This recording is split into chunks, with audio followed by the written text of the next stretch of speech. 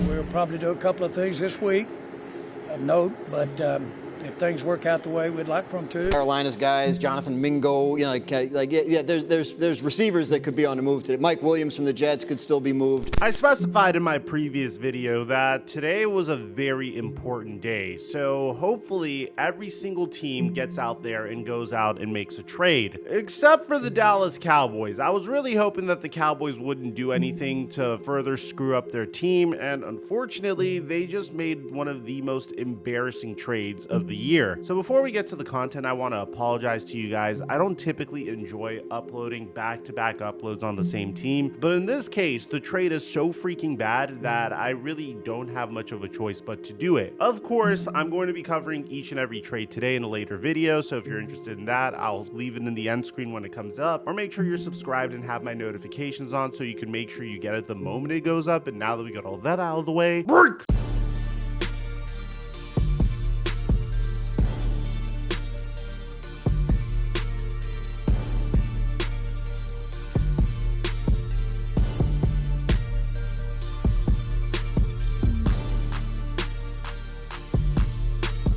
We dominated opening night on Prize Picks, hitting on the Anthony Edwards free square and making an easy $75, and then making another $150 on my Hauser LeBron James picks. We had a lot of NFL success as well, all in all making about $400 over the past week. Now, if you haven't signed up for Prize Picks, make sure you use my promo code Mikerophone to get a free $50 when you make an entry of $5 or more. I give away my picks for free on Instagram at @TheFlightMike or Snapchat at FlightMikeSnap, and thank you Prize Picks for the sponsor. Mic check 1 2 1 2. What's going on, everybody? If you've been watching this YouTube channel over the past year and a half, you'd know that I haven't been the biggest fan of the Carolina Panthers decisions. And this goes all the way back to the Bryce Young trade. Even back then, the moment the Bryce Young trade occurred, I expressed some skepticism in the Carolina Panthers gutting out their entire team in order to trade for a quarterback that would be placed in a very difficult situation, a team that didn't really have any real weapons. I mean, if you guys remember, the Panthers traded DJ Moore, the 9th overall pick in the 2023 NFL draft, a second round pick in the 2023 NFL draft, the #1 overall pick in the 2024 NFL draft, and a second round pick in the 2025 NFL draft for the #1 overall pick in the 2023 draft so they could take Bryce Young. And man, this trade aged like milk. It's really difficult to say whose fault this is, truly. Did Bryce Young suck from the very beginning,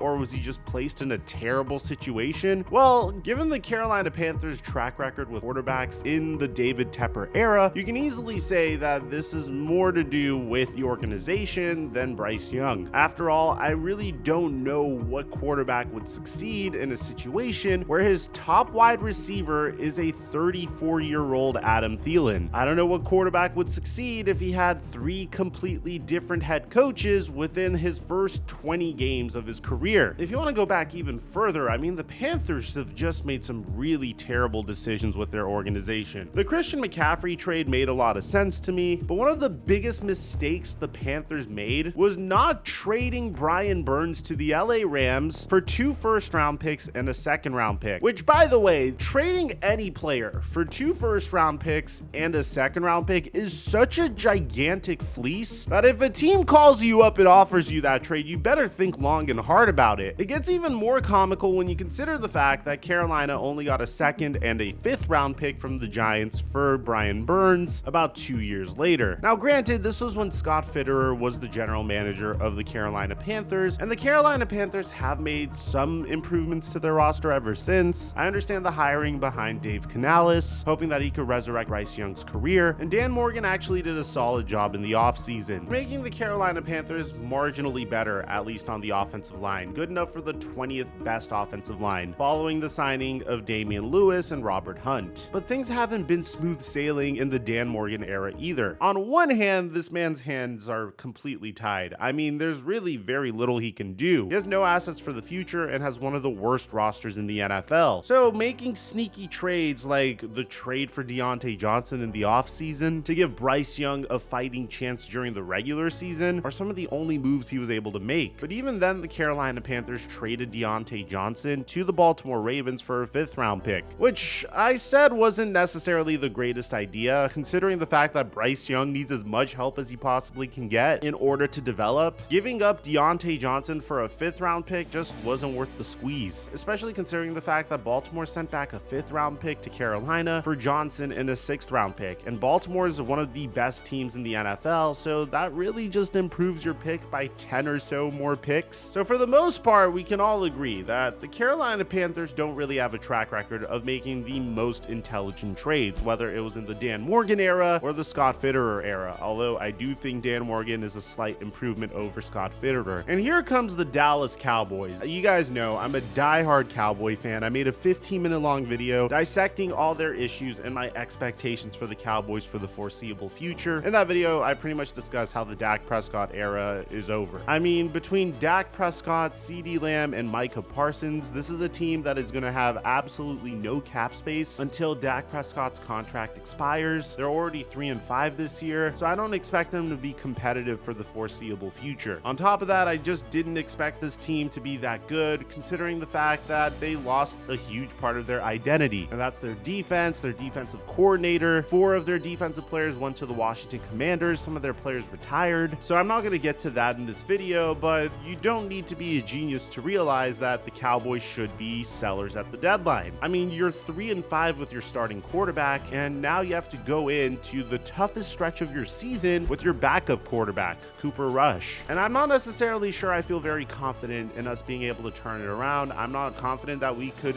even compete with the Philadelphia Eagles or the Washington Commanders in our division. And it happens, it's fine. We just need to make the right decision so we can retool this roster as soon as possible. Not have Jerry Jones consistently delude us by saying stuff like this. All in, all in, all in. We're all in with these young guys coming up. We're all in with knowing that you have to go. Now, I will say the Cowboys have made some very disappointing decisions, but the one area that the Cowboys have always consistently thrived in is the NFL draft. I mean, in 2019, they traded their 1st round pick for Amari Cooper, which was a remarkable trade for them, but they also selected Tony Pollard in the 4th round of that draft. In 2020, they drafted CeeDee Lamb, Trevon Diggs, Neville Gallimore, and Tyler Biadasz. In 2021, they famously selected Micah Parsons. They missed on their 2nd round pick, Kelvin Joseph, but then they selected Osa Odighizuwa in the 3rd round. 2022, they drafted Tyler Smith, Jalen Tolbert, and Jake Ferguson with their 4th round pick before taking DeMaron Bland with their 5th round pick. Even their late round draft picks, I mean their 4th round picks especially, they selected Dak Prescott with the 4th round pick in 2016 and started out the season 8-1. Dak Prescott won Rookie of the Year. I know it was a very long time ago, but he was a remarkable quarterback in his rookie year. But lately, for some reason, this team just doesn't value its draft picks anymore. For instance, 1 year ago, the Dallas Cowboys decided to trade a 4th round pick to the San Francisco 49ers for Trey Lance. And while I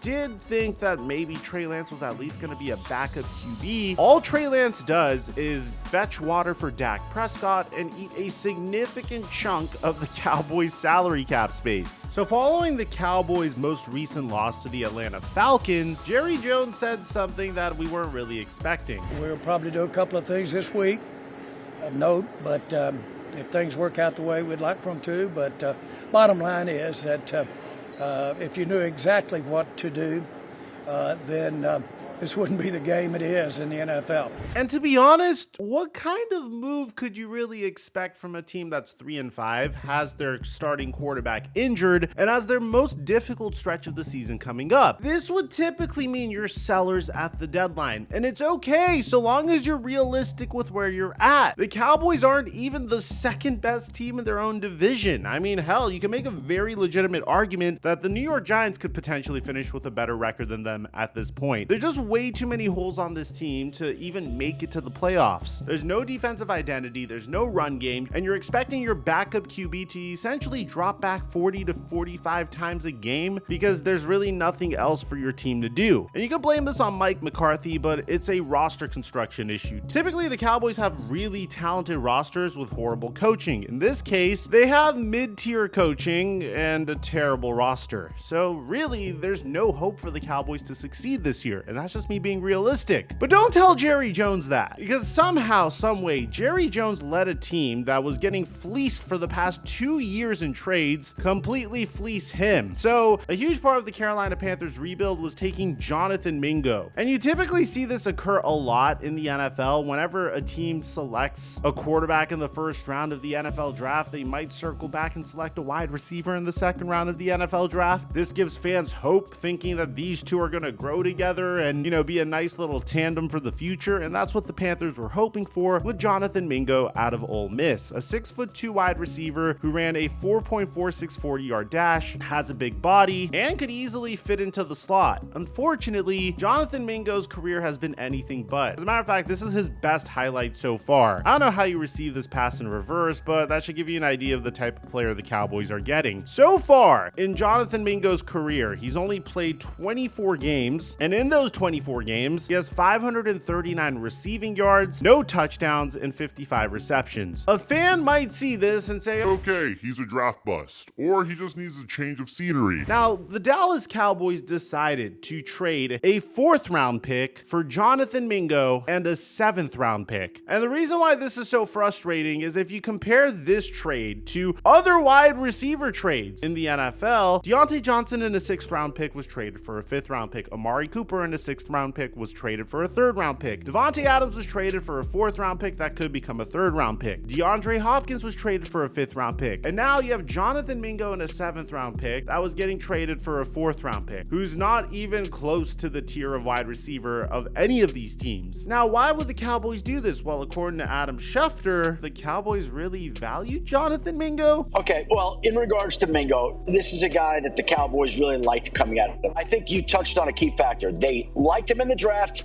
and he's got 2 years left on his rookie deal. The Cowboys get Mingo in a 7th from the Panthers for a 4th. But compare and contrast that. The Cowboys are paying in that range, but I think they did so because, number one, they like the player, and number two, he's on his rookie contract, so you get the deal. It's just crazy when you just look at this entire body of work, right? One, the Cowboys don't need a wide receiver. It's not going to move the needle that much. The 4th round pick would have been way more valuable in this case than a 2nd round pick from a year ago that has fallen short of expectations. The team that's fleecing them is the Carolina Panthers, who have had a history of being fleeced by other teams, whether that was the Chicago Bears, the New York Giants, or the Baltimore Ravens. But also you need to consider the fact that the 4th round pick that the Cowboys gave up for Jonathan Mingo is a very valuable 4th round pick. This is a team that is going to finish at the top of the NFL draft, without a doubt become a top 10 pick in this year's NFL draft, which means that 4th round pick is more like a late 3rd round pick that the Cowboys just gave up. The Cowboys have had a lot of success with their 4th round picks too, selecting players like Anthony Hitchens, Dorrance Armstrong, Dak Prescott, Jake Ferguson, and Dalton Schultz with their 4th round pick. And now they don't have a 2025 4th round pick because they decided to overpay for a wide receiver that has fallen short of expectations. You could have gotten such better players for that 4th round pick if you were willing to part ways with it. It's just moves like this that really make me feel pessimistic as a Dallas Cowboy fan, because all you really want to see is that your front office is making intelligent decisions. I said this about the Chicago Bears when they traded Khalil Mack to the LA Chargers. I said this about the Washington Commanders when they hired Dan Quinn, selected Jaden Daniels, and brought in Cliff Kingsbury before going on that crazy shopping spree in the offseason. You just want to look at your team, understand the situation that they're in, and get behind the decisions that they're making. And in the case of the Dallas Cowboys, I really can't say the same. The Cowboys should have been selling on their best players, because even when this team was at full strength, they were terrible. But instead, they decided to give up one of their best assets for a player that might not even scratch 100 yards receiving this year, in an offseason that we can expect a huge coaching change as well. For the Carolina Panthers, you get an A+